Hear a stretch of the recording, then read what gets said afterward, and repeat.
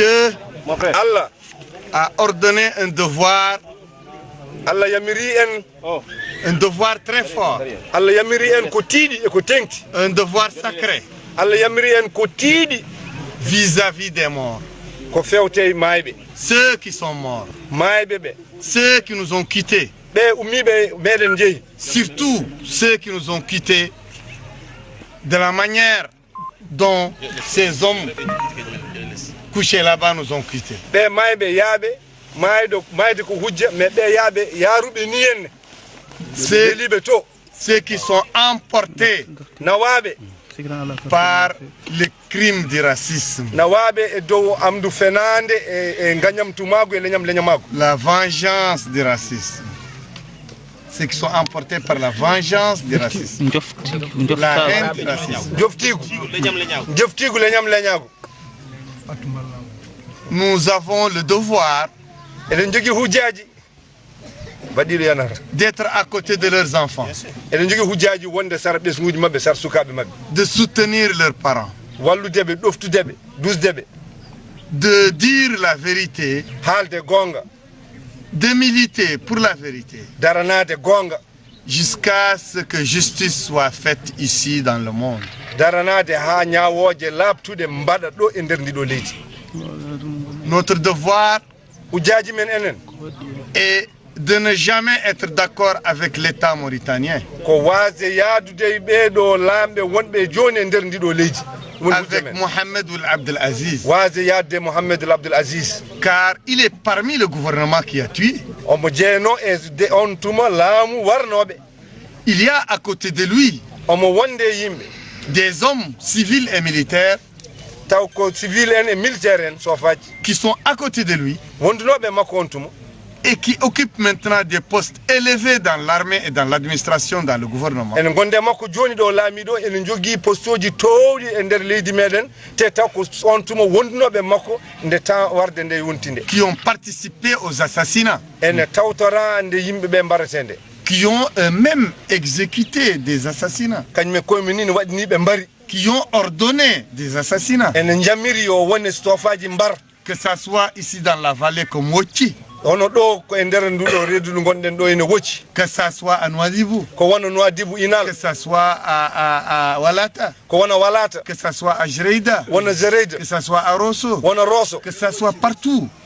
ko kalɗo miijiɗo nder leydi Mauritanie bonnante Ils sont maintenant avec lui dans son gouvernement. ɓeɗon fof wannoɓe nde ɗon bonnande nder wettango leydi Mauritanie nan hande gonde Abdoul Aziz ene goni duusoɓe ɗum fewjanoɓe ɗum Toutes ces personnes doivent répondre de leurs actes. kamɓe fof ɓe poti notade e nder bonnande nde ɓe mbaɗi nde L'État a le devoir d'élucider la vérité. laamu ne foti daranade yaltinde hakkeji e haalde L'État doit réhabiliter les victimes.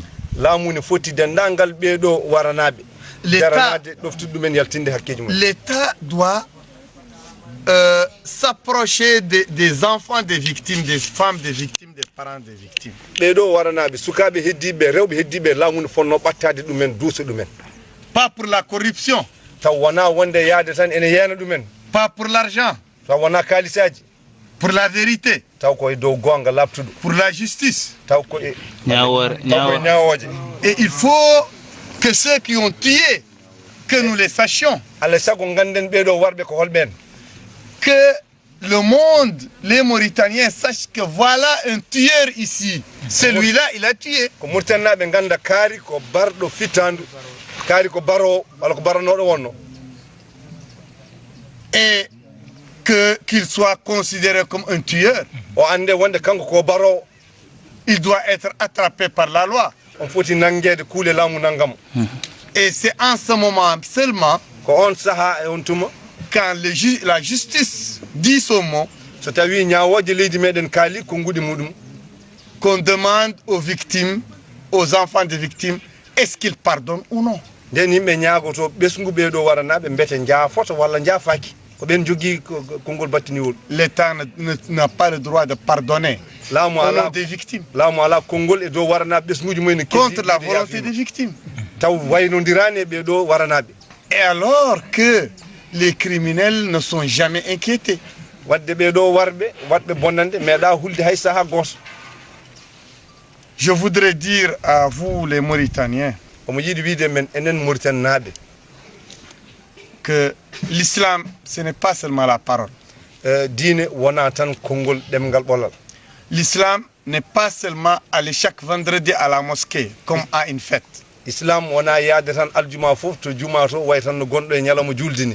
L'islam c'est refuser de faire le mal pour son prochain. Refuser de témoigner par le mensonge. Refuser de se taire sur les crimes. Et malheureusement, en Mauritanie, tous nos dirigeants, qui sont les morts, les arabo-berbères,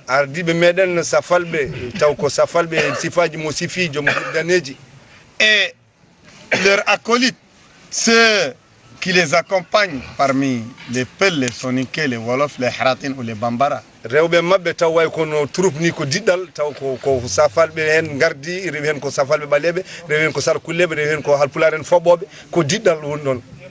Personne d'eux ne veut dire la vérité sur les gens qui sont morts. Personne d'eux ne veut dire la vérité sur les gens qu'on a traversés.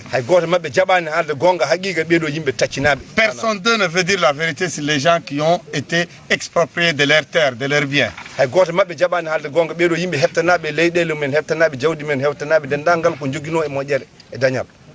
Et avant, il y avait seulement les Haratin qui étaient des esclaves chez les morts.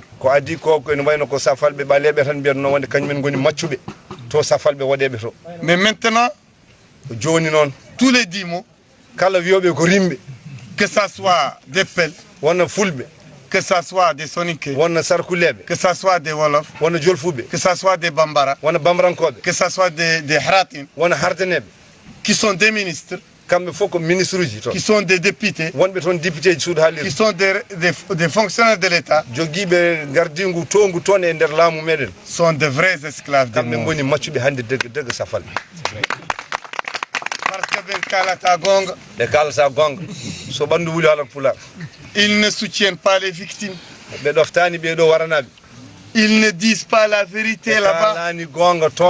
Quand moi je suis à New York, à Genève, à Bruxelles, où l'Abdelaziz m'envoie des Peuls, 10 mots, il m'envoie des Soninké, 10 mots, il m'envoie des Haratin ministres qui habitent à Tavrakzen, qui ont les ventres gros, qui mangent bien, et ils viennent à Genève, à Bruxelles, à Paris, à New York, et ils disent Biram Feni Machungagal à la Mauritanie.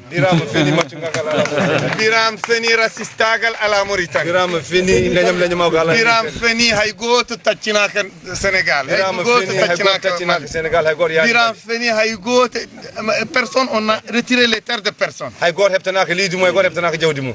Et c'est ça qu'ils disent. Et quand il y a les élections, Abdelaziz il les envoie à Bogué, à Kaedi, à Rosso, Ben Soda Timbe. Il achète les victimes. Il achète les enfants des victimes. Les femmes des victimes. Les parents des victimes. Il achète les imams. Il achète les chefs de village. Ça ne peut pas faire avancer les choses. Je veux qu'ils sachent que moi, je leur apporte l'expérience de Mandela.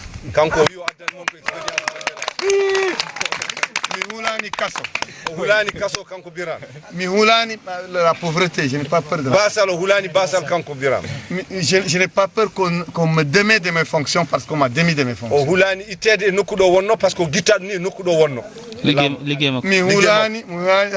Je n'ai pas peur de ces marabouts bandits qui sont ici en Mauritanie, qui ont dit déjà que j'ai brûlé le Coran et que je dois mourir. hulani sernaɓe taw ko sernaɓe bandiji yaaɓe wonde mbi wonde biran duppi deftere kamil parce que wona sernagal ko bandiyagal wona sernagal deftere o ko deftere seytane deftere nde wona qur'an ko deftere seyɗene wona Qur'an wona qur'an wona la sunna du prophète wona haala nelaɗo wona hadis nelaɗo ko bandiyagal ko bandiyagal tan safalɓe mais bindi deftere min mi sali bandiyagal salima bandiyagal e mi haali dow o haali dande dow e Nations Unies où il y a tous les pays du monde gandanɗa leyɗele adunde fof nan toon poti ils se sont réunis kamɓe fof eɓe ndenti le 10 décembre passé sappo nduɗo lewru ɓennude décembre il y a 3 semaines de ça e ɗum waɗi jonte tati ils m'ont donné la vérité contre la Mauritanie ɓe dokkimo gonga dow Mauritanie fof kanko biran ko Allah ko fof gonga contre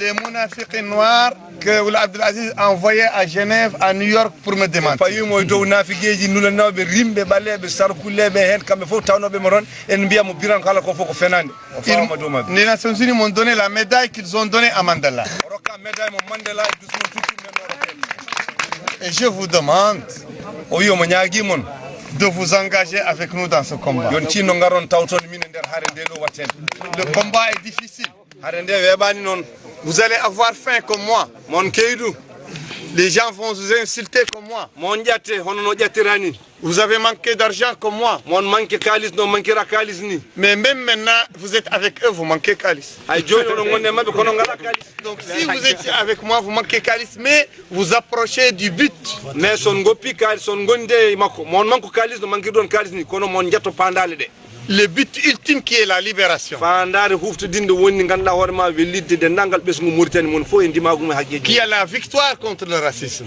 ganduɗa hoorema libde ɓeɗo joguiɓe peeje leñamagu bonnude leydi meɗen la victoire contre les assassins qui ont assassiné ces gens qui sont là dañde arara e dow ɓeɗo warroɓe warɓe hono ɓeɗo wonɓe ɗo joni ɓe jaaɗen jilloyade ɓe et la construction d'un état où il y a le droit pour tous et la construction de la liberté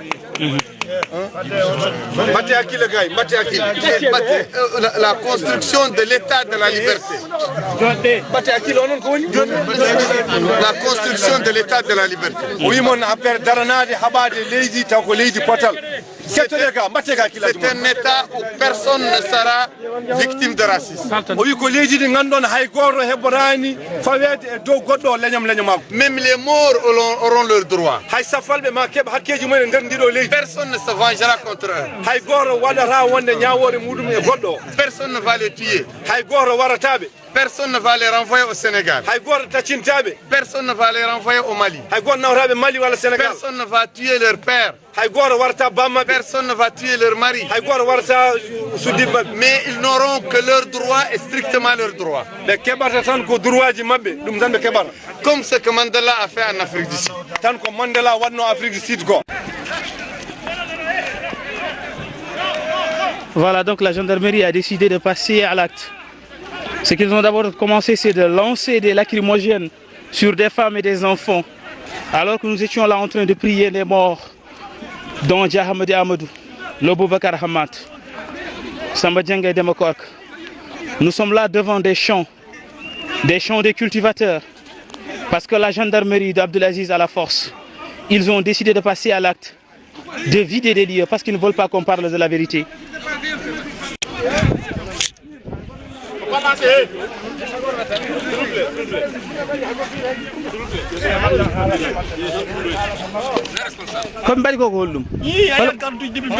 C'est pas sérieux. C'est pas sérieux.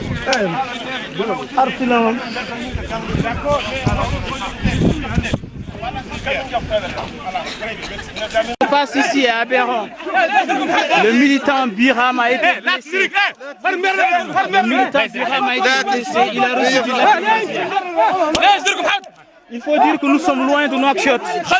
Nous sommes loin de Nouakchott, mais le militant Biram a été blessé par la gendarmerie.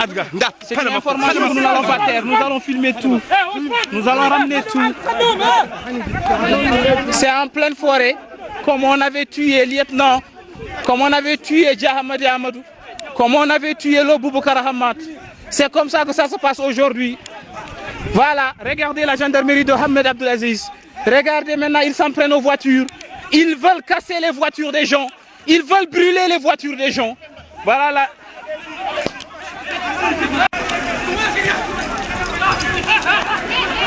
C'est en pleine forêt. C'est en pleine forêt, mesdames, messieurs. C'est en pleine forêt. Ce qui se passe ici, c'est extraordinaire. La gendarmerie qui tire sur des militants dans un pays musulman, des militants qui étaient venus prier leur mort. Ils ont décidé de le faire loin de Nouakchott. Je vous le dis parce que ça se passe en direct. Ça se passe en direct, c'est extraordinaire. Nous sommes dans un pays qui n'est pas libre. Voilà, voyez-vous la capsule. Voyez-vous la capsule, elle est là.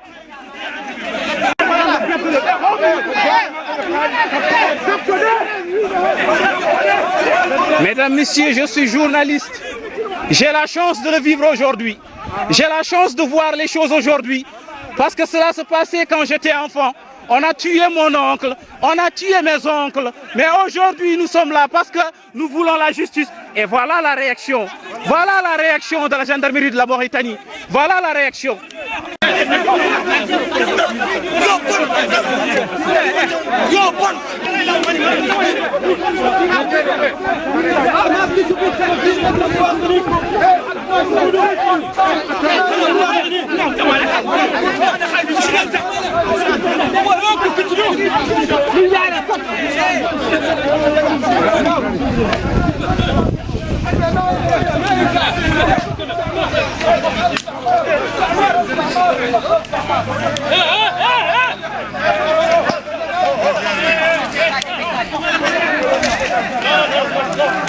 Je suis journaliste, ne me touchez pas.